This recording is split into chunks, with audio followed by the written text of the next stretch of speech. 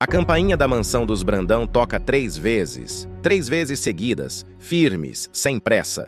Pilar tá na sala tomando um chá com a Diná quando escuta aquele som que corta a tarde no meio. Ela franze a testa, olha pra Diná e resmunga.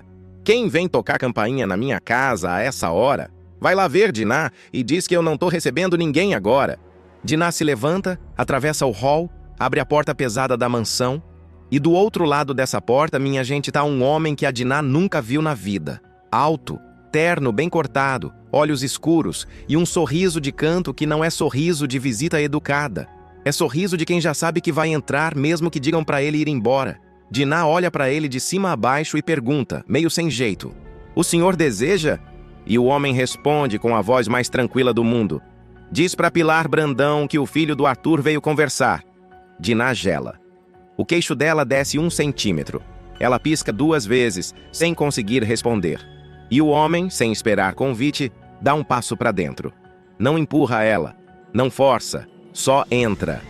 Como quem já morou naquela casa antes. Pilar, do sofá, escuta os passos firmes vindo do corredor e grita: "Diná, eu já falei que não quero receber ninguém, manda embora!" Só que os passos não param. Eles vão chegando cada vez mais perto. E quando Pilar vira o rosto para reclamar mais alto, ela congela. Porque o homem que está entrando na sala dela não é o entregador do mercado, não é o corretor de seguros, não é o motorista da Ingrid. É um homem que ela nunca viu. E que ao mesmo tempo tem os olhos do Arthur, a boca do Arthur, o jeito de andar do Arthur. O chá cai. A xícara escorrega dos dedos dela e se despedaça no tapete. Pilar não olha para o chão, não escuta o barulho. Ela tá olhando para esse homem parado no meio da sala dela como quem olha para um fantasma que veio cobrar uma dívida antiga. E olha só que interessante o que a gente precisa notar nessa entrada, minha gente. Porque o Heitor não chega gritando, não chega batendo a mão na mesa, não chega com escândalo. Ele chega em silêncio. E o silêncio dele é mais barulhento do que qualquer grito. Porque enquanto a Pilar tá acostumada a lidar com gente que grita, o Ulisses grita, a Ingrid grita, o Ademir grita, o Tiago grita, ela nunca aprendeu a lidar com um homem que chega calado, olha nos olhos e sabe que já venceu antes mesmo de dizer uma palavra. E tem outro detalhe que a gente precisa reparar. O terno que o Heitor tá usando não é qualquer terno. É um terno caro, corte italiano, sapato brilhando, relógio discreto no pulso, desses que só quem entende de dinheiro reconhece. Ou seja, minha gente, esse homem não veio pedir esmola. Ele veio negociar de igual para igual. Ou melhor, de cima para baixo, porque enquanto a Pilar tá andando pela mansão de chinelo com o cabelo desarrumado, o Heitor chega com a postura de quem já era rico antes mesmo de reivindicar a herança do pai. Ele não precisa desse dinheiro. Ele quer esse dinheiro. E querer é muito mais perigoso do que precisar. E o Heitor, porque é ele, minha gente, é o Heitor, o filho de Arthur que a novela vem escondendo há muito tempo. Olha para Pilar com a mesma calma cirúrgica que ele usou na porta. Não sorri mais. Agora tá sério. Sério de quem veio para ficar. Ele coloca uma pasta de couro em cima da mesinha de centro, senta na poltrona em frente a Pilar sem esperar convite e diz uma frase que corta o ar da mansão inteira. "Boa tarde, tia Pilar. Faz muito tempo que a gente devia ter tido essa conversa." Pilar não responde. A boca dela tá aberta. As mãos dela tremem. E é assim, meu povo, que essa história que ninguém esperava começa oficialmente. Segue comigo, que agora eu volto no tempo e a gente vai entender como chegamos até essa cena. Deixa o like antes de continuar e se inscreve no canal, porque hoje o vídeo é dos grandes. A história começou muito antes do Heitor tocar aquela campainha. Começou no escritório do Pedro, com ele lendo pela 10ª vez o depoimento das 2 novas mulheres que denunciaram o Ademir. Kleber tá do lado, folheando os autos. E o clima entre os dois é de peso silencioso. Porque agora não é mais uma denúncia, agora são 3. E o Pedro sabe muito bem o que isso significa. O pai dele acabou. Kleber olha pro Pedro por cima dos óculos e fala: "Amigo, você tem certeza que quer conduzir isso até o fim? Ainda dá tempo de passar essas 2 para outro advogado do escritório." E o Pedro, sem tirar os olhos do papel, responde: "Se eu não defender essas mulheres, quem vai? Um advogado qualquer que meu pai consegue comprar? Não, Kleber, eu vou até o fim, e eu vou defender as 3 com tudo que eu tenho." Nesse exato momento, do outro lado da cidade, o Ademir tá no escritório dele, sozinho. A Suzana já foi embora dizendo que precisava resolver umas coisas. O Luan tá viajando. A recepção tá vazia. E o Ademir tá com o telefone na mão, discando um número atrás do outro. Todos os clientes importantes dele. Todos. Ligação atrás de ligação. E em todas ele escuta a mesma coisa. Doutor Ademir, agradecemos os serviços, mas nesse momento vamos suspender o contrato. Doutor Ademir, minha empresa não pode mais se vincular ao seu nome. Doutor Ademir, sinto muito, mas não dá. A cada ligação, uma facada. O Ademir vai afundando na cadeira do próprio escritório. E o pior é que ele sabe que a debandada vai piorar. Porque quando 3 mulheres denunciam um advogado famoso por assédio, e o filho desse advogado assume a defesa das 3, o mundo dos negócios entende o recado: esse homem está isolado. Ninguém vai apostar num homem isolado. E foi aí que ele fez a ligação que ia mudar tudo. Ele pegou o telefone e ligou para o Pedro. O Pedro atende no viva voz, com o Kleber ainda do lado. E o Ademir, com a voz mais autoritária que ele consegue fingir naquele momento de desespero, diz: Pedro, sou eu. Escuta só, os meus clientes começaram a me abandonar. A Dora tá com essa ideia maluca de se separar. Então você vai dar um jeito dessas mulheres retirarem as denúncias. Você tá ouvindo? E o Pedro, minha gente? O Pedro respira fundo. Olha pro Kleber e responde: Eu tô ouvindo sim, pai. Tô ouvindo tudo. E eu tenho uma coisa pra te dizer também. Eu não vou dar jeito nenhum. Essas mulheres vão até o fim. E quem tá do lado delas sou eu. Faz o que quiser com essa informação. E desliga na cara do pai. Kleber olha pro Pedro e sorri de canto. Cara, se acabou de fechar a porta do inferno. Agora só resta gente boa desse lado. E os dois voltam pros altos.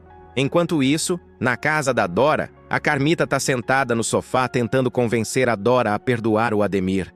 E a Dora, minha gente, tá com a paciência no limite. Ela olha pra Carmita, tira o resto de dignidade que ainda tem e fala firme. Carmita, você veio aqui pra me ajudar ou pra me atrapalhar? Porque tudo que você me disse até agora foi pra defender o Ademir. E eu já te falei uma vez, agora vou falar de novo pra ficar bem claro. Eu não vou perdoar. Meu casamento acabou. O advogado que cuida da minha separação vai entrar em contato com ele. Fim de papo. A Carmita fica muda. Bebe um gole do shot de melancia com gengibre que a Dora preparou. E entende na cara dura que ela veio até ali por dinheiro do Ademir e vai voltar de mãos vazias. Se levanta, pega a bolsa e diz: Tudo bem, Dora. Respeito sua decisão. Só espero que você não se arrependa depois. E vai embora. Assim que a Carmita fecha a porta, a Dora se joga no sofá e chora. Um choro silencioso, sem drama, sem escândalo. Um choro de quem finalmente descarregou o peso todo depois de tanto tempo segurando. E ela pega o celular, procura o nome do André no WhatsApp e manda uma mensagem simples. Obrigada pelo apoio. Você não sabe o quanto isso me deu força para continuar de pé. O André, do outro lado da cidade, lê a mensagem e sorri. Mas o sorriso dura pouco. Porque ele está indo para o escritório do Pedro. E ele decidiu na noite anterior que ia contar tudo pro primo. Que amava a Dora. Que sempre amou. E que agora, com o casamento dela desmoronando, ele precisava ser honesto pelo menos com uma pessoa da família. O André chega no escritório do Pedro, bate na porta, entra e senta na frente do primo sem dizer bom dia. Pedro percebe na hora que tem coisa pesada por vir. Fecha a pasta, coloca a caneta em cima da mesa e pergunta direto: Fala, Dedé, que houve? E o André, com a voz travando, solta a bomba. Pedro, eu tô apaixonado pela Dora. Faz um bom tempo. Terminei com a Carol por causa disso. E eu preciso que você saiba antes de qualquer outra pessoa. Pedro fica em silêncio por uns 5 segundos. Não fala nada. Olha pro primo com uma expressão indefinida. Não é raiva, não é choque, não é aprovação, é pura absorção. Depois de respirar fundo, ele fala baixo. Você tem noção do tamanho da confusão que isso pode virar? O André balança a cabeça. Tenho. Mas eu não tô te contando para pedir permissão.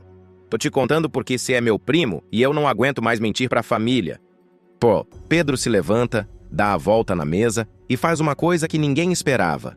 Abraça o André. Um abraço curto, firme, de quem entende sem julgar. E fala perto do ouvido do primo. Eu não vou te condenar por sentir. Se a Dora tiver aberta, se o momento for certo, se todo mundo respeitar o tempo dela, eu tô do teu lado, Dedé. Meu pai já perdeu essa mulher faz tempo. E olha só o tamanho da coragem desse rapaz, minha gente. Porque o André poderia ter feito o que qualquer homem covarde faria. esperar a Dora se separar oficialmente, esperar o pó abaixar, esperar o Ademir sumir do mapa e só depois se declarar. Só que ele não fez isso. Ele escolheu falar agora, no pior momento possível. No momento em que a família está caindo aos pedaços. No momento em que o próprio primo está enfrentando o pai na justiça. E ele escolheu falar porque entendeu uma coisa importante. Mentir para a família é mais cansativo do que carregar a verdade que dói. E o Pedro, minha gente, reagiu de um jeito que só o Pedro conseguiria. Porque outro homem no lugar dele teria expulsado o primo do escritório, teria acusado ele de aproveitador, teria batido a porta na cara. Só que o Pedro, que também está vivendo um amor proibido pela Adriana, entende de perto o que é gostar de quem a gente não devia. Ele não julga, ele acolhe. Porque quem está afogado na mesma piscina não pode empurrar quem está se afogando do lado. E é aí que se vê que o Pedro amadureceu de vez. Ele parou de ser filho do Ademir e virou ele mesmo. O André sai do escritório aliviado. E o Pedro fica sozinho, sentado, olhando para a parede. Porque ele percebeu naquele instante uma coisa importante. A família que ele conhecia acabou. O pai virou réu. A madrasta vai se separar. O primo está apaixonado pela madrasta. E ele, no meio disso tudo, ainda está casado com uma mulher que ele não ama e apaixonado por outra que ele não pode ter. Tudo desmoronando ao mesmo tempo. Só que ele, pela primeira vez em muito tempo, não sente medo desse desmoronamento. Sente alívio. Porque a família que está caindo era falsa. E ele precisava mesmo era ver ela cair para construir outra do zero. Nesse mesmo momento, do outro lado da cidade, a Bruna está tomando um cappuccino com a Bia na clínica do César. As duas foram fazer drenagem. Só que a Bruna não está pensando em drenagem. A cabeça dela está fervendo. Ela está com o celular na mão, olhando para a tela apagada, esperando o Pedro dar sinal de vida. E ele não dá. Bia olha para a amiga, percebe o estado dela e pergunta: "Amiga, você tá péssima. O que houve?" E a Bruna, num sussurro venenoso, responde: "Eu vi ele com ela, ontem, na rua do escritório, os dois juntos. E de noite, quando ele chegou em casa, sabe o que ele me disse? Nada. Nem falou que tinha encontrado com ela. Escondeu de mim, Bia. Se ele tá escondendo é porque tem alguma coisa. É porque eles têm um caso." A Bia tenta acalmar a amiga. "Amiga, você tá sendo um pouco paranoica. Talvez ele não te contou pra te poupar." Mas a Bruna balança a cabeça, teimosa. "Ingenuidade não te cai bem, Bia. Eu conheço o meu marido. E eu vou provar isso pra todo mundo. Nem que eu tenha que fazer besteira pra isso." E a Bia, minha gente, sente um arrepio na espinha.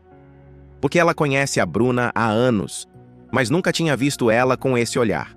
Olhar de quem já decidiu fazer alguma coisa muito errada e não vai voltar atrás. Enquanto isso, na casa da Adriana, a fisioterapeuta está conversando com o Mal na cozinha. O irmão dela veio dar uma notícia importante. Ele foi fazer uma entrega na clínica do Rafael e escutou a Bruna comentando com a Bia que tinha visto a Adriana no escritório do Pedro. A Adriana escuta, engole seco e murmura: "Meu Deus, ela viu. E o Pedro não contou pra ela?" O Mal confirma: "Não contou. E ela tá achando que vocês têm um caso." A Adriana senta na cadeira da cozinha e coloca a mão na testa.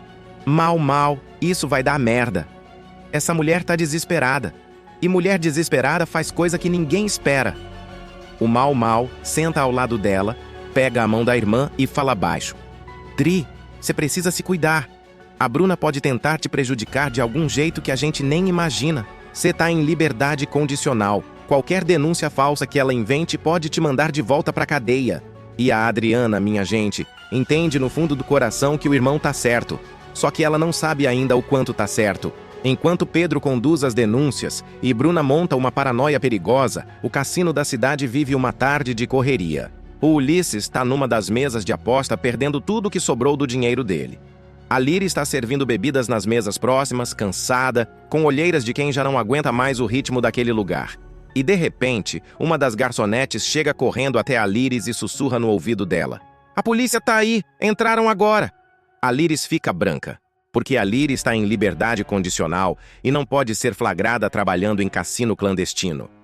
Uma abordagem policial pode revogar tudo. Ela corre até o Ulisses, puxa o braço dele e sussurra: "Ulisses, me ajuda. Pelo amor de Deus. A polícia tá aí. Eu preciso sair daqui sem ser vista. Você pode me tirar?" E o Ulisses, apesar de estar bêbado e derrotado no jogo, Entende na hora a gravidade da situação.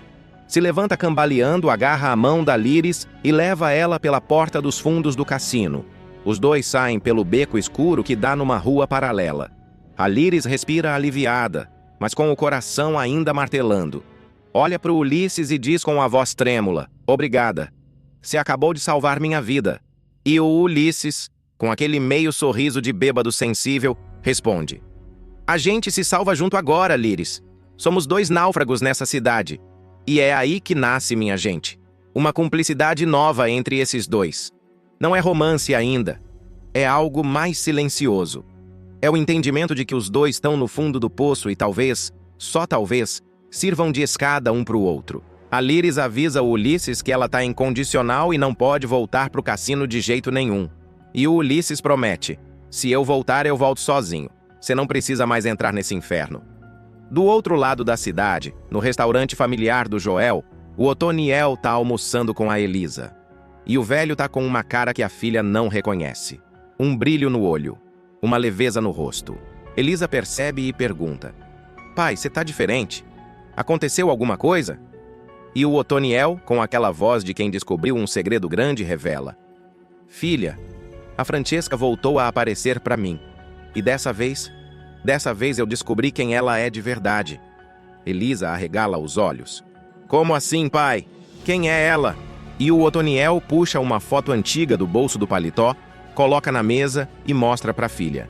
Uma mulher jovem sorrindo com um vestido claro. Elisa olha para a foto, depois para o pai, sem entender. "Quem é essa mulher, pai?" E o Otoniel responde com a voz cheia de emoção: "É a Francesca quando era jovem. Ela é irmã de uma pessoa que a gente conhece muito bem, filha. Muito bem mesmo." A Elisa engasga com o suco, porque ela pressente, sem que o pai precise dizer, que a revelação sobre a Francesca vai mexer com muita coisa na família. E ela pergunta quase sem voz: "Irmã de quem, pai?" E o Otoniel, com os olhos brilhando, responde: "Isso eu vou te contar com calma, minha filha. Mas te adianto uma coisa. A vida colocou a Francesca no meu caminho por um motivo. E esse motivo tem tudo a ver com a nossa história." A Elisa fica em silêncio, sem saber o que pensar. Segue comigo que agora a gente volta para a cena que abriu esse vídeo. Bora entender o que acontece depois que o Heitor chega na mansão da Pilar. De volta ao clímax, minha gente. Pilar tá parada no meio da sala dela, com a xícara quebrada no tapete, encarando o Heitor sentado na poltrona da própria sala dela, como se aquela poltrona fosse dele. E o Heitor não pisca. Ele olha para ela com uma calma que assusta. E fala com voz firme: "Tia Pilar, eu sou filho do Arthur. Sou o filho que ele teve com a Celeste antes de casar. A senhora nunca soube de mim porque meu pai me escondeu a vida inteira para proteger a família dele. Mas ele morreu, e eu voltei. E eu vim conversar com a senhora sobre a herança que legitimamente me pertence." Pilar recupera a voz aos poucos. Ela se apoia no encosto do sofá para não cair e responde com a voz tremendo de raiva e de medo ao mesmo tempo: "Você tá louco. Você tá louco. O Arthur não teve filho nenhum. Ele morreu sem deixar filho. A herança dele é da família Brandão.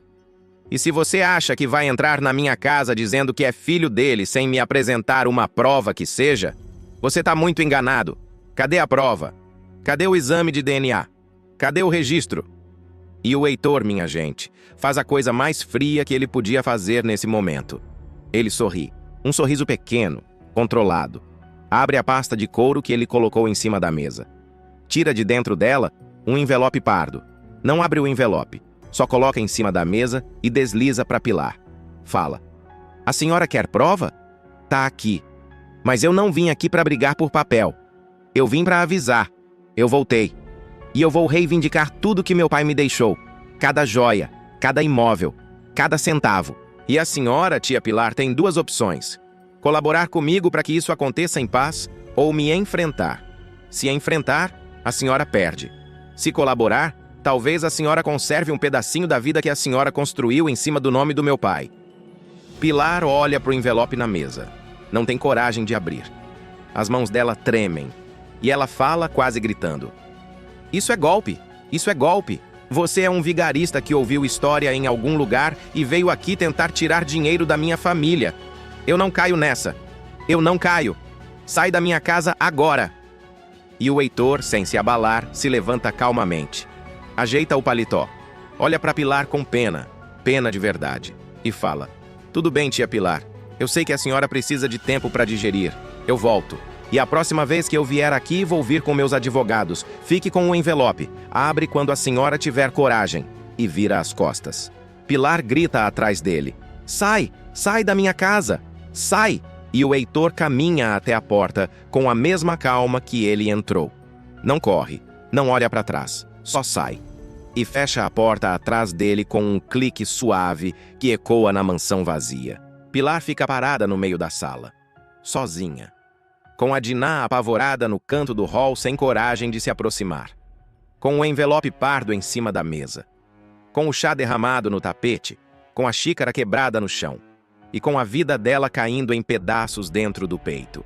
Ela olha para o envelope, olha e não abre. Porque no fundo dela, minha gente, ela sabe que o que está dentro daquele envelope é verdade. Ela sabe. Ela sente. Ela lembra dos comentários antigos, dos rumores, das insinuações que o Arthur nunca desmentiu completamente. E ela entende, num único segundo, que o Heitor não veio blefar. Ele veio cobrar. Pilar cai de joelhos no meio da sala. Sem chorar, sem gritar. Só cai, como quem finalmente entendeu que perdeu. E fica lá, ajoelhada, com a mão em cima do envelope que ela não tem coragem de abrir. Diná se aproxima devagar, sem saber o que fazer, e pergunta baixinho: "Dona Pilar, a senhora tá bem?" E a Pilar, com a voz mais fraca que ela já teve na vida, responde: "Diná, me deixa sozinha. Só me deixa sozinha."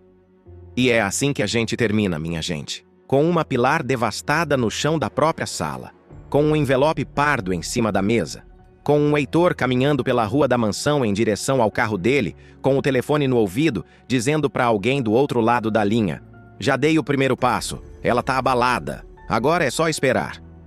E do outro lado da cidade, o Pedro terminando de assinar a defesa das 3 mulheres.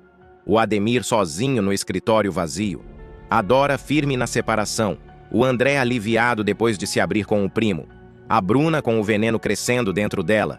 A Liris protegida pelo Ulisses. E o Otoniel sonhando com a Francesca. Se você chegou até aqui comigo, deixa aquele like, comenta o que você achou dessa aparição do Heitor, se inscreve no canal se ainda não é inscrito e ativa o sininho para não perder o próximo capítulo dessa história que promete sacudir a novela inteira. Meu palpite é que a Pilar vai passar dias sem conseguir dormir olhando para esse envelope. E quando ela finalmente abrir, minha gente, aí o mundo dela acaba de vez. Até a próxima.